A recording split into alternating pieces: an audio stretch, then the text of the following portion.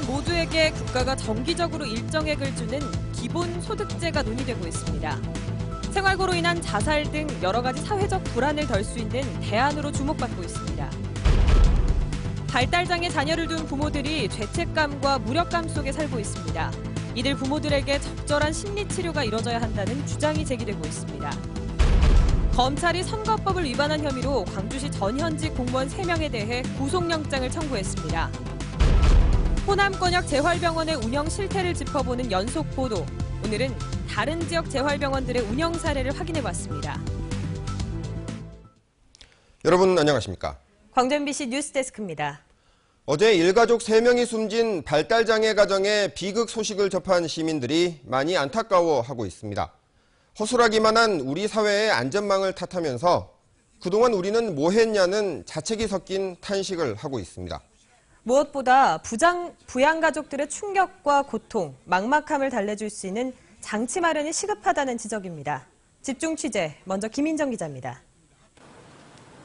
발달장애 확진 판정을 받은 지 사흘 만에 5살 아들을 데리고 목숨을 끊은 30대 부부. 최선을 다해 치료했지만 진척이 없다니 힘들어 목숨을 끊는다는 부부의 유서에 많은 발달장애 부모들이 공감했습니다. 발달장애 아들을 20여 년간 키워온 한 어머니도 일가족의 소식을 듣고 장애 확진을 받았던 순간이 떠올랐습니다. 그 병원에 진단받았을 때 받을 때 그 심정은 어떻게 앞이 캄캄하다?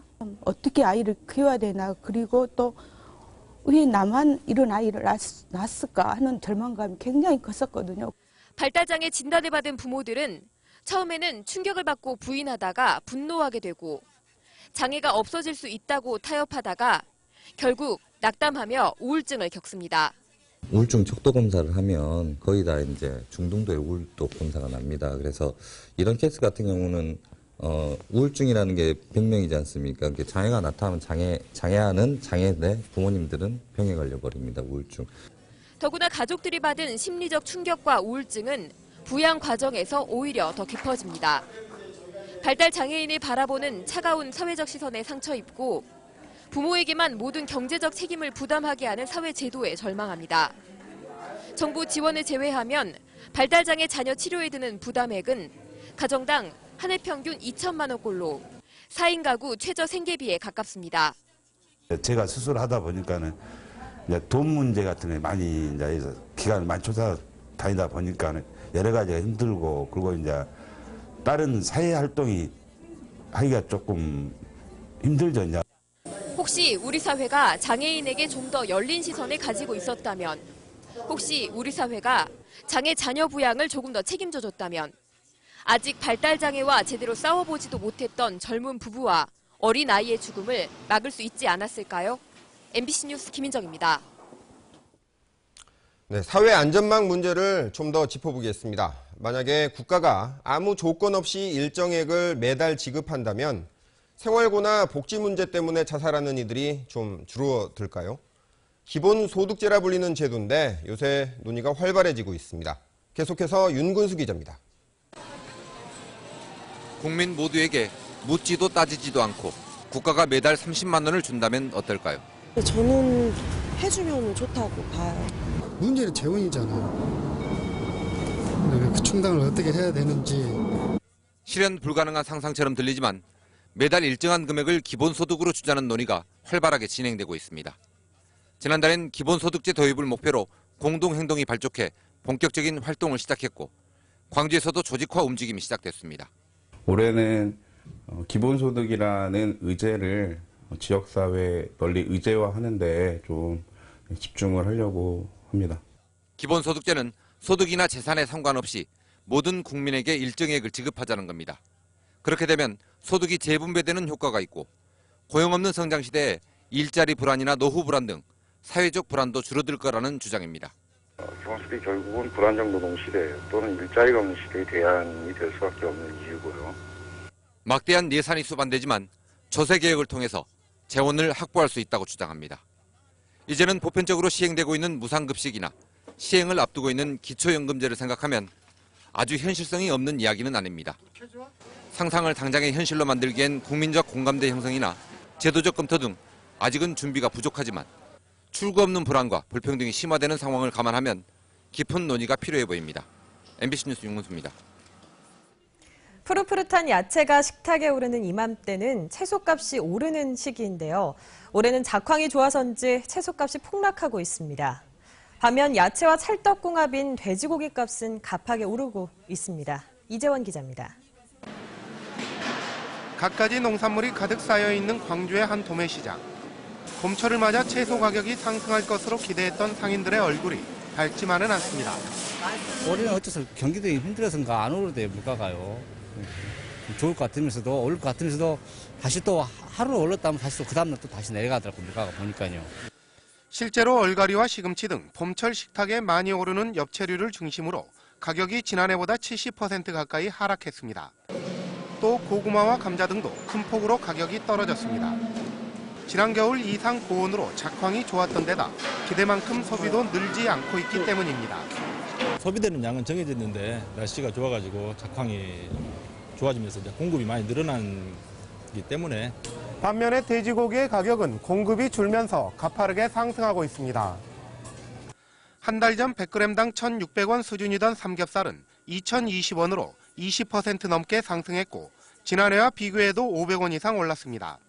사육 두수가 줄어든 데다 돼지 설사병으로 출하량이 급감한 것이 원인으로 분석됩니다. 현재 설사병도 있고 그래서요. 그 출하 두수도 감소하고 AI 여파로 공급하는 데 약간의 차질이 생겨서요. 엽채류뿐만 아니라 양파 등도 본격적인 출하를 앞두고 있어 야채 가격 하락세는 당분간 이어질 것으로 전망됩니다. 반면 황사와 나들이 증가로 수요가 늘어날 것으로 보이는 삼겹살 가격의 강세는 계속될 것으로 예상됩니다. MBC 뉴스 이재원입니다. 검찰이 선거법을 위반한 혐의로 광주시 전현직 공무원 3명에 대해 구속영장을 청구했습니다. 영장이 청구된 공무원들은 광주시청 대변인실 소속 전현직 공무원들인 것으로 전해졌습니다. 검찰은 당초 공무원들이 강훈태 시장에게 유리한 여론조사 결과 등을 언론사에 배포했다는 선관위 고발 내용을 조사하다 민주당 당내 경선을 위한 당원을 불법 모집한 정황을 포착한 것으로 전해졌습니다. 당원 불법 모집 정황은 검찰이 광주시청 대변인실 등을 압수수색해 확보한 컴퓨터에서 포착된 것으로 알려졌습니다.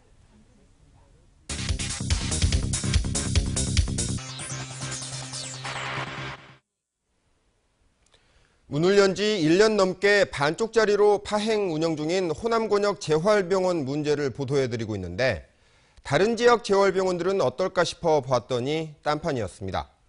비슷한 시기에 비슷한 예산을 들여 만들었다는데 이런 차이는 어디서 생겼을까요?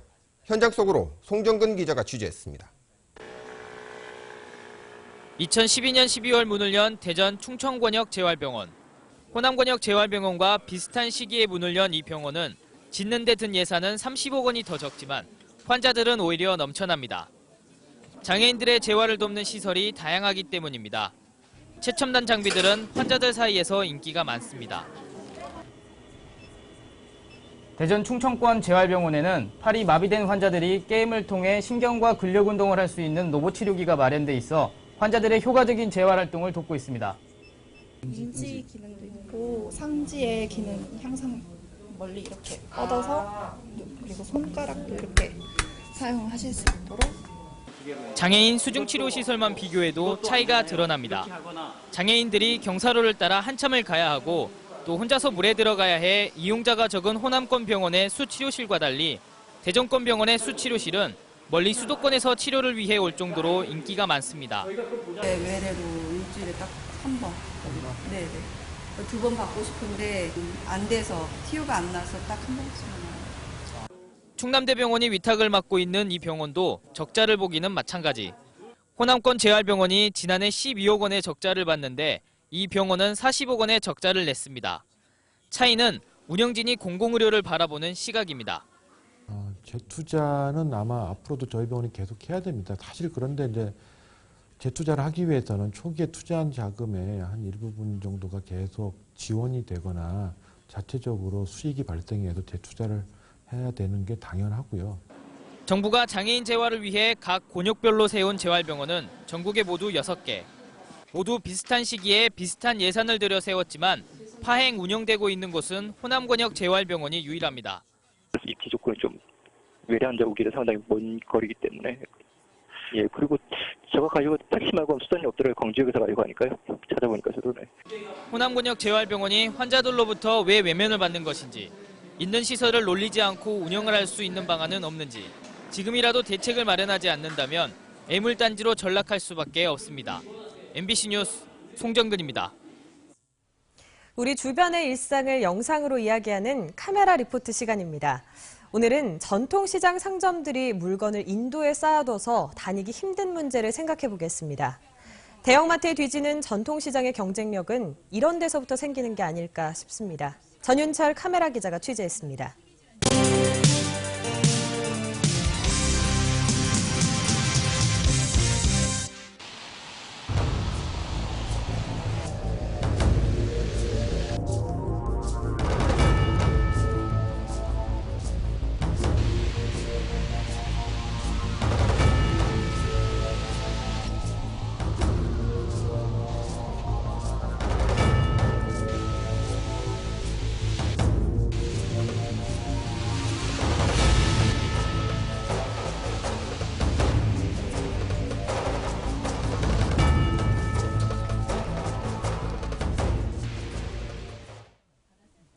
최근 꽃샘추위가 기승을 부렸지만 내일부터는 완연한 봄 날씨를 보이겠습니다. 봄꽃은 언제 피나 궁금한 분들 많으시죠? 올해 우리 지역 개화 시기는 좀 빠를 거라고 합니다. 강예슬 기상캐스터입니다.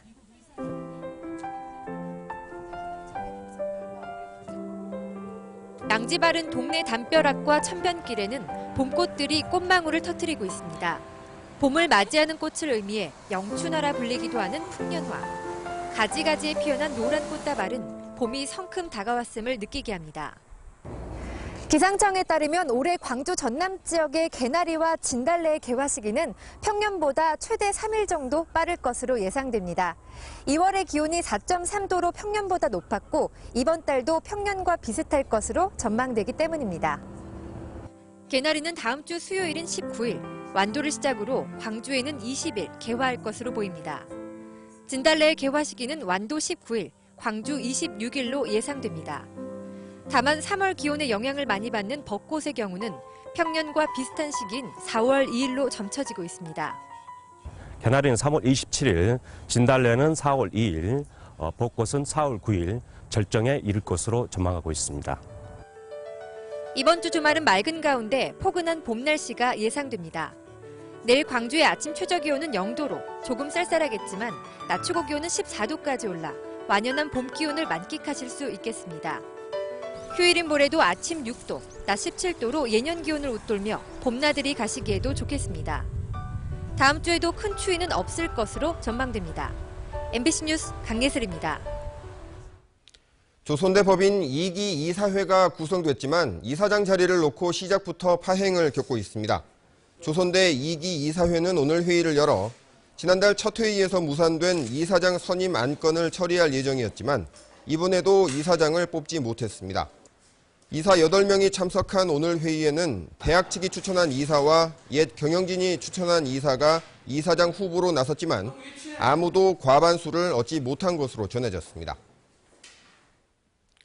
주한 독일문화원 광주어학센터가 전남대학교에 문을 열었습니다.